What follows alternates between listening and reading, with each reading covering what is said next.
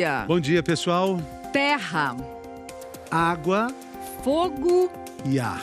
O Brasil viveu uma sequência de tragédias em poucos dias e as consequências vão muito além das famílias que estão diretamente envolvidas.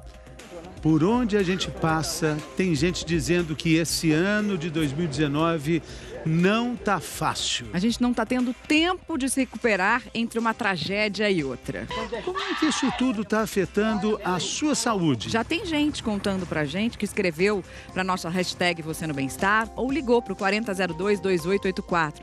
Vamos ver alguns depoimentos que já chegaram aqui no Bem-Estar nessa manhã de quarta-feira. Olha lá. A Gé está dizendo, achei que 2019 seria melhor do que 2018, mas está começando difícil. Tem mais um depoimento da Yolanda. Estou horrorizada com tudo.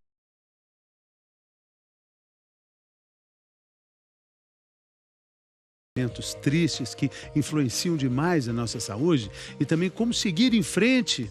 Estão conosco hoje o neurologista Dr. Tasso Adoni e também a psicóloga Karina Fukumitsu. Eu falei Fukumitsu, foi isso que eu disse. Vamos começar perguntando para o Dr. Tasso, está sempre aqui conosco, como é que essas coisas ruins todas aí que nós dissemos afetam, Dr. Tasso, o senhor que é neurologista, como é que elas afetam o nosso cérebro? É o seguinte, Fernando, toda vez que a gente recebe uma notícia ruim, o nosso cérebro entra em estado de alerta. É o que a gente chama de uma situação de luta ou fuga. A gente tem que estar preparado para lutar, para enfrentar a situação ou para fugir e se proteger. Isso faz com que no nosso cérebro, uma parte específica do nosso cérebro, que a gente vê aqui na animação em amarelo, o nosso hipotálamo, faça com que haja um estímulo que chega até essa glândula em cima do rim, a suprarrenal, que faz então com que haja a produção de um hormônio chamado cortisol. Esse cortisol vai aumentar a nossa pressão arterial, vai aumentar a nossa frequência cardíaca, vai aumentar a quantidade de açúcar no nosso sangue para que a gente possa ter nutriente para o cérebro, para o músculo, vai dilatar a nossa pupila para que a gente tenha a melhor condição ou para lutar ou para fugir. Isso acontece em qualquer pessoa numa situação de estresse normal. Mas é normal. Agora, normal. E quando é um atrás do outro, como está acontecendo agora em 2019? Quer dizer, a gente não tem tempo de recuperar a nossa glândula suprarrenal, a gente não tem tempo de sair desse estado. Isso faz claramente com que aumente o risco de a gente ficar hipertenso, pressão arterial alta, de ficar diabético, sem dizer de toda a implicação que isso tem do ponto de vista psíquico. Maior gente deprimida, maior gente ansiosa, maior número de transtorno de pós-traumático, de estresse pós-traumático. Então, o estresse crônico é péssimo para a nossa saúde. Tem mais um comentário que chegou, tem muita gente sentindo tudo isso. A Yolanda, outra Yolanda participando com a gente hoje, dizendo assim, estou nervosa com tanta tragédia. É normal, né? Normal. Olha lá, Lili, essas tragédias afetam o nosso psicológico. Totalmente. Vamos entender por que isso acontece. A gente tem uma demonstração aqui, porque é o seguinte, então vamos supor que isso aqui somos nós, esse travesseiro aqui que está sem fronha. E aí quando vem uma tragédia, a gente sente que a gente vai sendo abalado por aquilo, pesa, machuca, dói. E aí a gente mal começa a se recuperar, o que acontece? Vem outra. E aí afunda mais ainda, machuca ainda mais, mexe numa ferida que já está aberta, né? E aí a gente vai lá e tenta se levantar e lá vem mais uma. E aí, o que acontece? Fica muito mais difícil. Muito mais difícil, até porque esse espaço que está se reorganizando representa você, nosso coração, nossa alma que fica ferida. Essa aprendizagem eu tive com a Gláucia Tavares, uma das autoras de um livro que eu organizei, que ela fala a palavra trauma, ela deriva de ferida.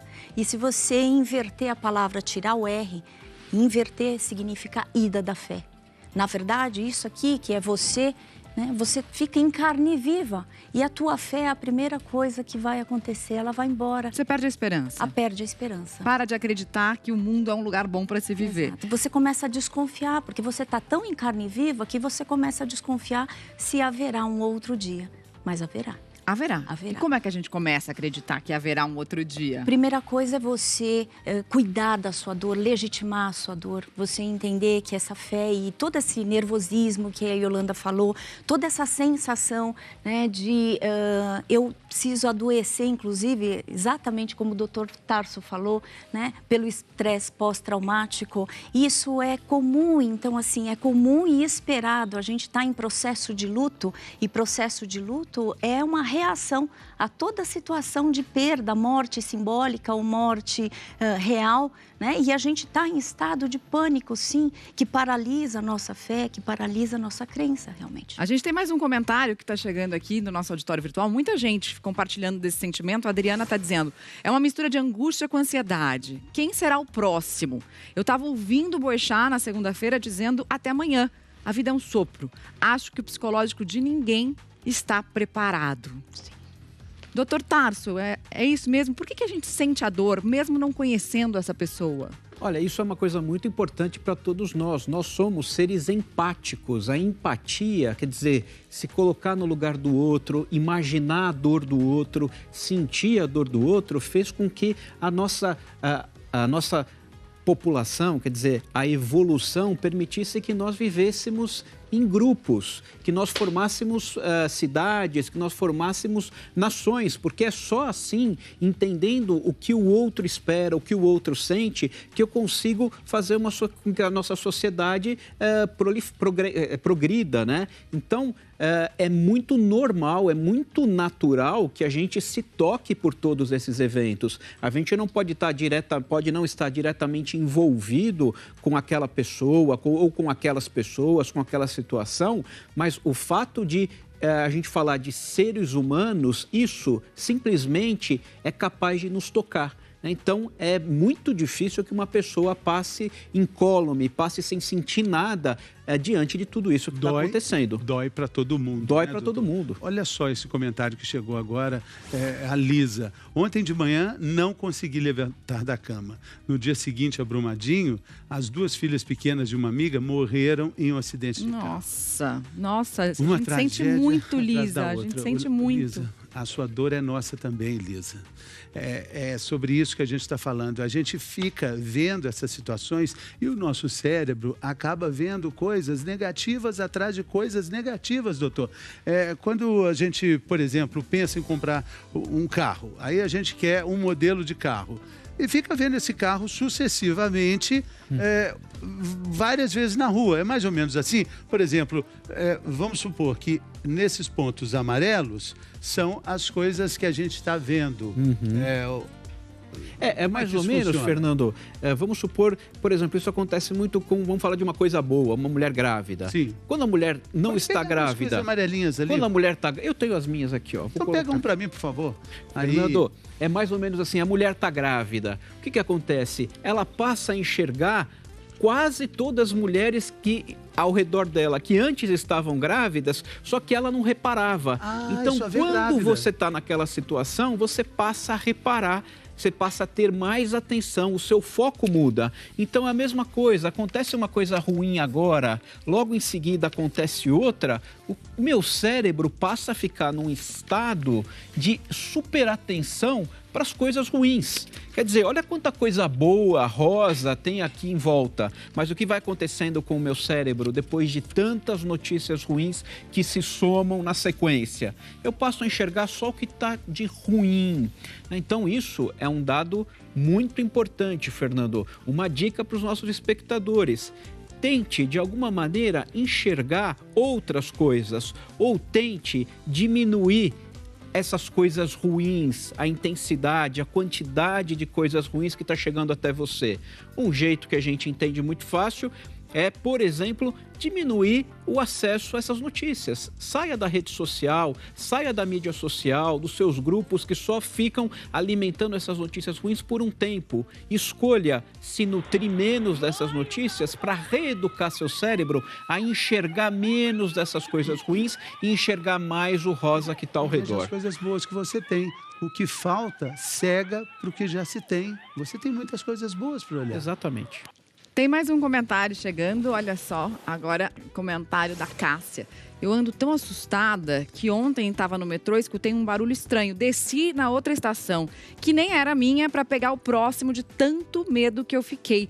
Isso é algo também que acontece muito nesse estresse pós-traumático, né? A gente fica assustado com tudo, né? Totalmente. O medo, né? A sensação de ser pega de surpresa, de um sequestro de um bem-estar, né? Isso vai acontecer, né? Mas eu acho que a gente precisa pensar do quanto é importante isso que o Dr. Tarso falou e o Fernando, que a gente precisa aprender a discriminar, né, a nossa atenção, o nosso foco, porque é um bombardeio de informações e que realmente a gente precisa entender que é um exercício, né, para o resgate do nosso bem-estar, ou pelo menos para acomodar e dar esse fôlego para a gente conseguir se resgatar dessa dor. Você viu o depoimento da nossa telespectadora. Quer dizer, é o que a gente chama de aquele momento, aquele espírito. Você imagina depois do 11 de setembro em Nova York, qualquer barulho, qualquer coisa que acontecia ao redor das pessoas, todo mundo achava que era um novo atentado, que uma nova coisa estava acontecendo. É o que acontece com a nossa telespectadora. Quer dizer, de tanta notícia ruim, qualquer coisa para ela já serve de alerta que mais coisa ruim está vindo aí pela frente. Então, é isso que a gente precisa fazer, reeducar o nosso cérebro. Vamos fazer isso então? O que fazer para a gente conseguir reeducar o nosso cérebro? Como é que a gente pode mudar esse foco? Pensar em coisa boa? A gente volta já já com essas dicas.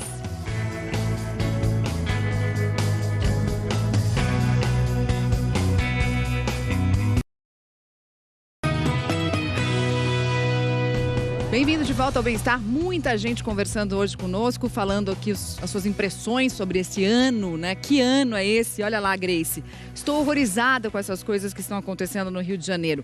Medo de sair de casa. Hoje no Rio de Janeiro, mais uma vez, alerta de chuva, né? Além de todas as outras coisas que já pairam sobre o Rio de Janeiro, esse ano começou com essas chuvas terríveis, né? Teve um incêndio no Flamengo também, enfim. Mas essas chuvas estão assustando muita gente. Tem gente que realmente não está saindo de casa.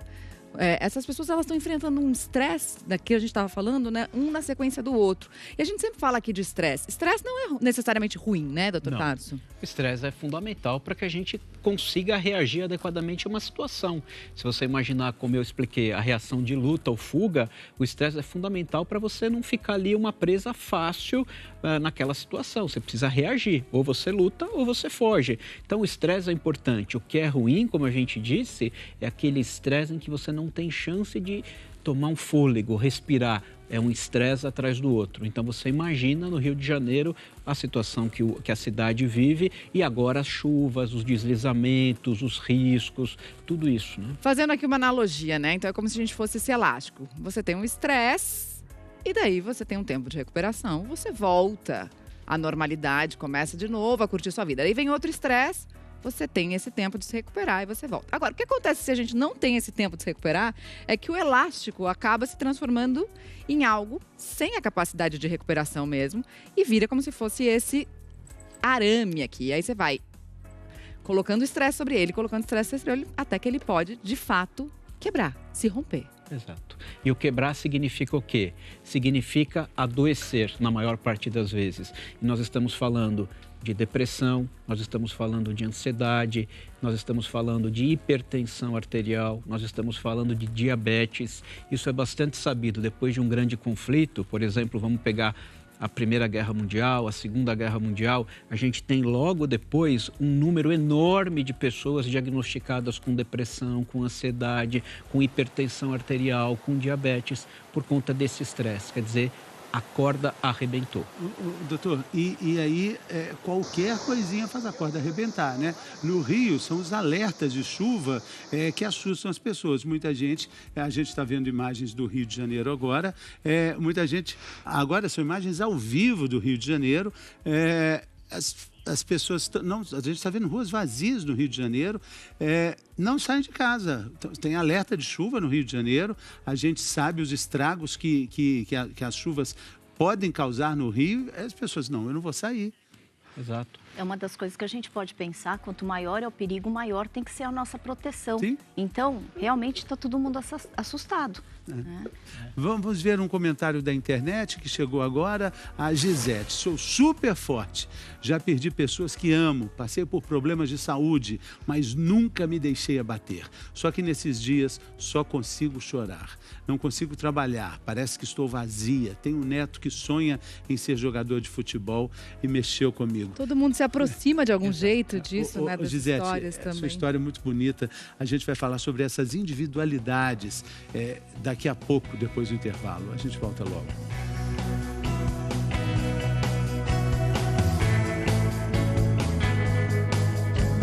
A gente se afastar, sair das redes sociais, dos grupos que só postam esse tipo de coisa. Mas o problema é, a gente tem vontade de ver essas notícias. A gente quer ver, a gente precisa ver. Por que a gente fica buscando isso? Porque Karine? normalmente o ser humano, ele não dá conta de ficar com a situação aberta. Né? Então, inclusive, a gente tende, né, a tentar fechar e organizar. Isso também é um processo de autorregulação. É uma sabedoria de autorregulação organísmica que a gente tem. Uhum. A gente precisa da resposta, né? A gente precisa da busca explicação. de explicação. Precisa esgotar esse assunto, né? Precisa ir até... Mas eu faço uma comparação com a comida. Existem as pessoas que comem aquela quantidade que é necessária, mas a gente tem os extremos. Aquela pessoa que ou não come, né, que tem uma doença, que é a anorexia, ou aquelas que comem demais, que são as compulsivas. Então, para a notícia, a gente tem que consumir a notícia numa quantidade, entre aspas, normal. Né? O que é o normal? O normal é não ir atrás, quer dizer, alguém falou que tem um vídeo que fala assim na internet, eu vou assistir o vídeo. Quer dizer, e você acaba se afundando cada vez mais, consumindo cada vez mais compulsivamente aquelas informações. Então, acho que a gente deve consumir essas informações numa quantidade moderada, né? E a gente viu alguns depoimentos hoje aqui que chegaram pelo nosso auditório virtual de pessoas que não estão conseguindo sair da cama, de pessoas que não estão conseguindo sair de casa. O que essas pessoas que estão falando assim, não consigo mais fazer nada, podem fazer, minimamente? Minimamente, a primeira coisa, tem uma frase que eu criei que é assim, quando não há o que fazer, cuide do comer, do beber e do respirar. Na verdade, você precisa dar energia para o seu corpo, isso é uma filosofia oriental que a gente aprende que mesmo, por exemplo, no caso do tsunami, né, então tinham filas indianas que os japoneses ficavam para receber um bolinho de arroz, onigiri, né? Então, assim, a gente aprende que a gente precisa dar energia para o nosso corpo para a gente continuar. Cuidar da gente, né? Cuidar da gente. Temos o comentário da internet, vamos ver. Ontem falei para a Ivani Santos, ontem falei para uma cliente que essas tragédias estão na minha alma, não consigo dormir direito, estou preocupada com as minhas crianças. O mundo precisa melhorar ou então vamos sofrer ainda mais ainda? Quais são as outras dicas para a gente melhorar o mundo, esse mundo dentro da gente, doutor? Quando é que a gente procura a ajuda de um profissional? Olha, a gente deve procurar ajuda. A primeira coisa que a gente tem que entender é que o luto é uma reação normal, é uma reação muito positiva, porque a gente precisa elaborar mentalmente o que aconteceu. O grande problema é quando essa situação ela passa a interferir negativamente na nossa vida. Quando eu deixo de ir ao trabalho, quando eu deixo de cuidar de mim mesmo, quando eu deixo de me alimentar, quando eu deixo de cuidar dos meus filhos, aí é o momento em que eu preciso falar, opa, alguma coisa está errada, eu estou precisando de ajuda. E muitas vezes essa pessoa pode não perceber que ela está precisando de ajuda, mas quem está ao redor pode perceber e deve ajudar essas pessoas. A gente fala muito em grupos de apoio, né? Quer dizer, tente conversar com pessoas, tente trocar as suas emoções, explicar como você se sente. Isso costuma ser muito positivo, né? A gente estava falando da questão de comer, de beber, de cuidar de si mesmo. É muito interessante, nos Estados Unidos é muito comum quando uma pessoa morre, os vizinhos começam a levar comida para essas pessoas, né? Então a gente vê muito em filme norte-americano que existe um morto. Faz uma celebração. Exatamente, as pessoas, os vizinhos fazem comida, eles levam, eles conversam, tentando mostrar, nós estamos aqui, a gente vai te ajudar. Quer dizer, obviamente que qualquer pessoa poderia cozinhar, mas de qualquer maneira é o simbólico, né? Quer dizer, tá todo mundo ali, eu posso te ajudar, eu posso te apoiar, né? Tem mais um comentário do nosso auditório virtual, olha só, da Patrícia. 2019 tá tão difícil que parece que nem começou ainda. Estamos em 2018, parte 2. Tá difícil entender esse começo de ano. Tinha muita gente com a expectativa que 2018 terminasse. Também estavam dizendo que era um ano ruim, mas aí também é uma questão de foco, não? Vocês não acham? Se a gente olhar, como a gente mostrou aqui no nosso cérebro, né? Se a gente começar a olhar para esses post-its aqui rosinhas, a gente vai mudar, vai olhar para as coisas boas da vida, né? É claro. Normalmente, o começo de ano é aquele que a gente começa com várias esperanças, né? A gente alinha, tem uma lista, né, de expectativas e, assim, a gente está passando por uma fase que a gente transformou o luto individual em luto coletivo. Então, a gente precisa ser generoso e ter compaixão conosco. Quer dizer, tudo vai ter seu tempo. A ferida que está em carne viva, ela não vai cicatrizar de uma hora para outra. Então, seja generoso com você, né? Isso é importante. Para encerrar, a Bíblia diz: o choro pode durar a madrugada inteira, mas uma hora vai amanhecer. Exatamente. A gente tem que acreditar nisso.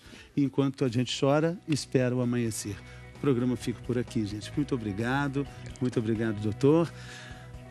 Globoplay, se você perdeu alguma coisa, tá tudo lá. Se cuida, não perca tempo. Demonstre amor para quem você ama agora. Vem aí o encontro e a gente se encontra de novo amanhã. Até lá.